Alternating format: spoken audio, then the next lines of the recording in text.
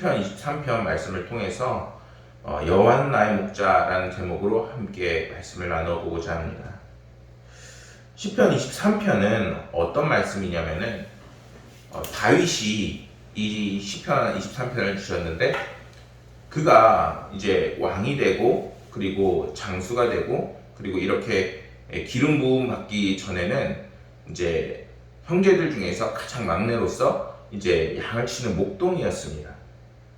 자신이 이제는 왕이 되고 나서 하나님을 찬양하는 이때에 그때의 그 기억을 떠올리면서 이제 자신의 인생의 주인이 바로 하나님이시고 그리고 나는 하나님을 절대적으로 신뢰하면서 따르고 있는 자이며 그리고 그 관계를 이제는 목자와 양의 그 모습으로 비유하고 있는 것이 바로 오늘 말씀의 시편 23편입니다.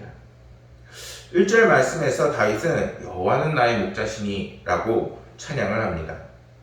이것은 자신이 하나님의 양이라는 표현입니다. 성경에서 이처럼 하나님을 목자로 그리고 우리 그리스도인들을 양으로 묘사한 예가 곳곳에 성경에 많이 있습니다. 예를 들어 몇 구절만 보면은 이사야 40장 11절에는 이러한 말씀이 있습니다. 그는 목자같이 양떼를 먹이시며 어린 양을 그 팔로 모아 품에 앉으시며 젖먹이는 암컷들을 온순히 인도하시리로다. 아멘. 양을 이렇게 품에 안으시고 주님께서 이렇게 인도하신다고 말씀합니다. 예레미야 31장 10절에서는 어떤 말씀이 있냐면은 이방인들이여 너희는 여호와의 말씀을 듣고 먼 섬에 전파하여 이르기를 이스라엘을 흩으신 자가 그를 모으시고 목자가 그 양떼에게 행함같이 그를 지키시리로다 이렇게 얘기합니다. 하나님께서 이제 양떼를 때로는 흩으셔서 때로는 풀을 먹게 하시고 또는 그분이 목자가 되셔서 다시 모으셔서 그들을 지키시고 보호하신다고 분명하게 말씀하고 있는 것입니다. 그렇다면 하나님께서는 오늘 성경 말씀에서 왜 하나님과의 우리의 관계를 목자와 양의 관계로 비유하고 계시는 걸까요? 그것은 양과 같은 존재에게는 목자와 같은 존재가 반드시 필요하기 때문입니다. 제가 물론 이제 핸드폰이 목자는 아니죠. 근데 비유를 하면은 가끔씩 핸드폰을 의지하지 않을 수 없을 때가 있어요. 이를테면은 제가 이제 민방위 훈련을 가는데 한 번은 민방위 훈련장이 저희 집에서 그렇게 멀지는 않았어요. 근데 가는 길이 꼬불꼬불 하다 보니까 방향을 잘 설정을 못하는 겁니다. 그래서 막 걷고 그리고 사진도 보면서 이제 가고 있는데 아니 사진을 보고 있는데도 막 헤매고 있는 거예요. 얼마나 헤맸던지 나중에 이제 길을 잘 아는 부모님과 함께 이제 그곳을 갔을 때 내려오던 그 길이 아니라 저는 반대편으로 내려왔던 그 길로 온 기억이 있는 겁니다. 무슨 말이냐, 방향을 잘못 들어갔고 막 헤매다가 막 기도하면서 빨리 가야 되는데 어쩌지 하다 보니까 거기에 도착한 거예요. 이처럼 우리는 만약에 방향을 잃어버리고 그리고 인생의 어려움을 만났을 때에 스스로 그 방향을 찾을 수 없고 그리고 그 능력이 없을 때가 있습니다.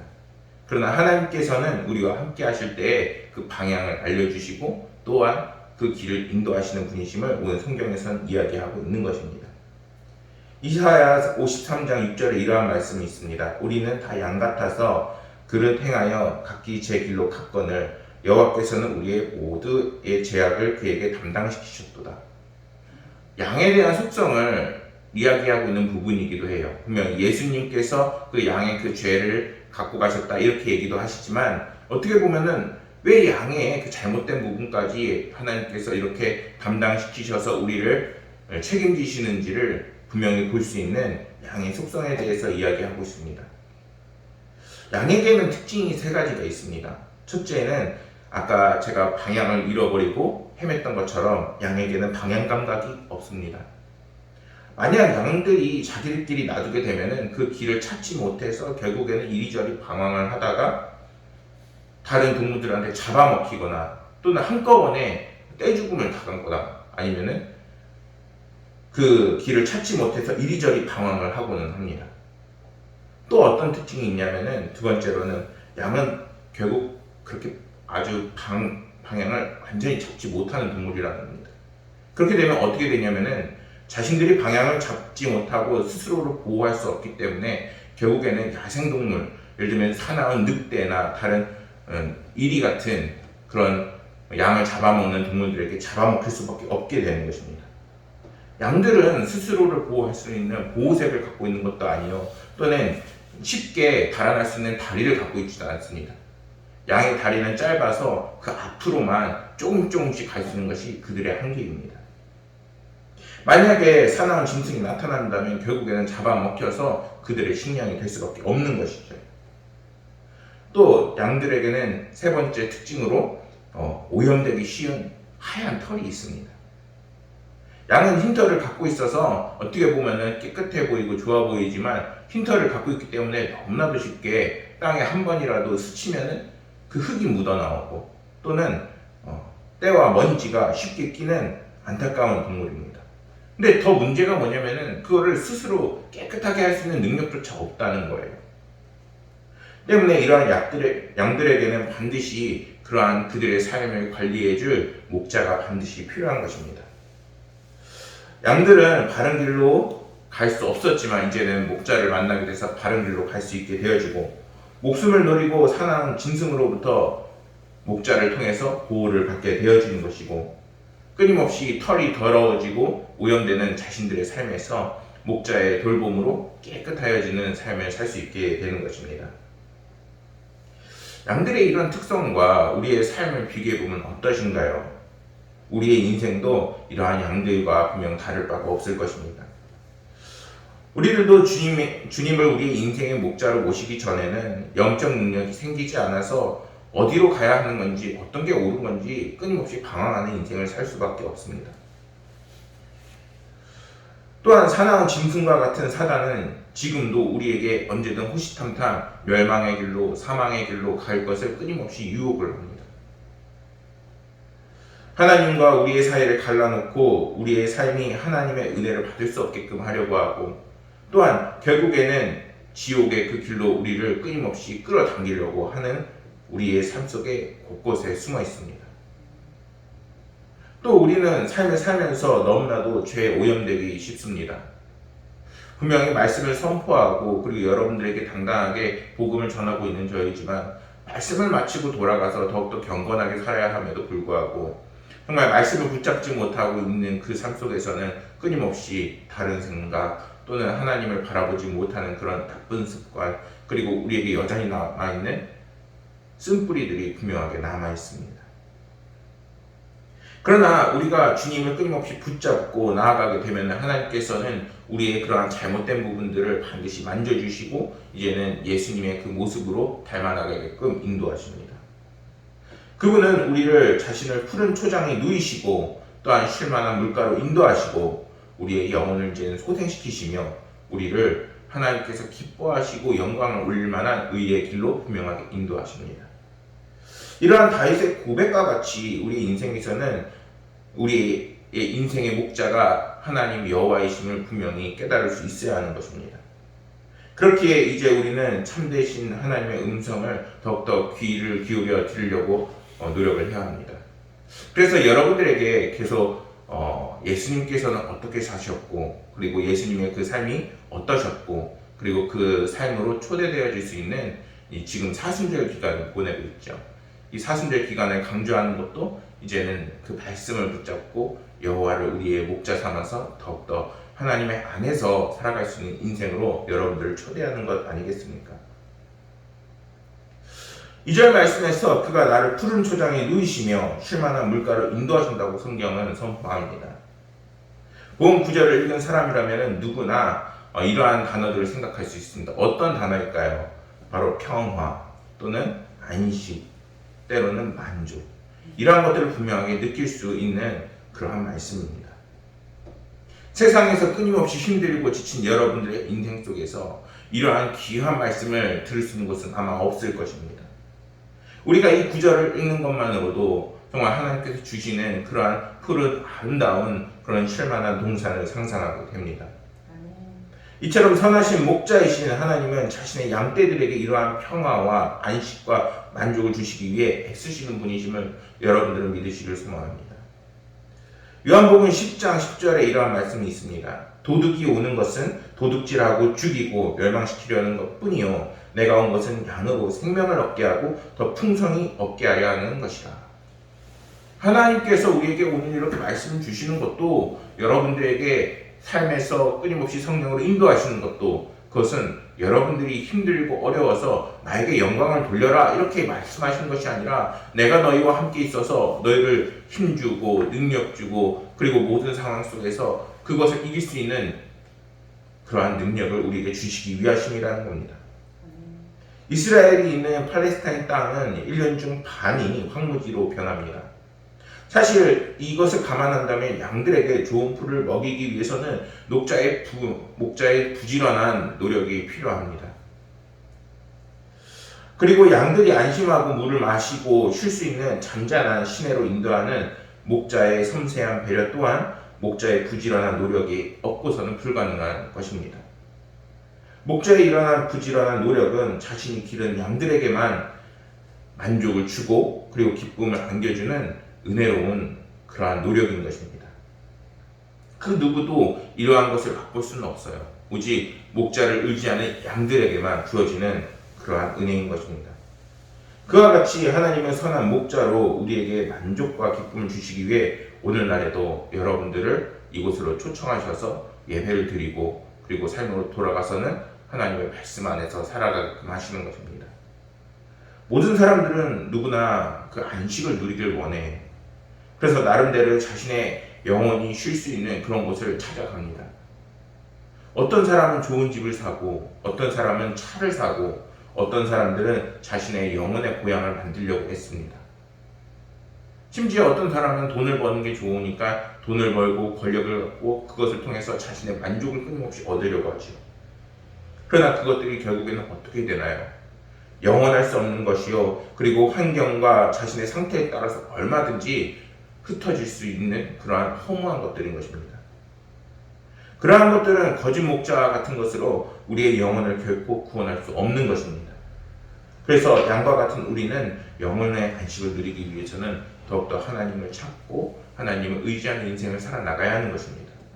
그것을 통해서 우리의 영혼이 다시 한번 힘을 얻고 능력을 얻어 이제는 환경까지 만지시는 하나님의 놀라우신 역사를 맛볼 수 있게 되는 것입니다.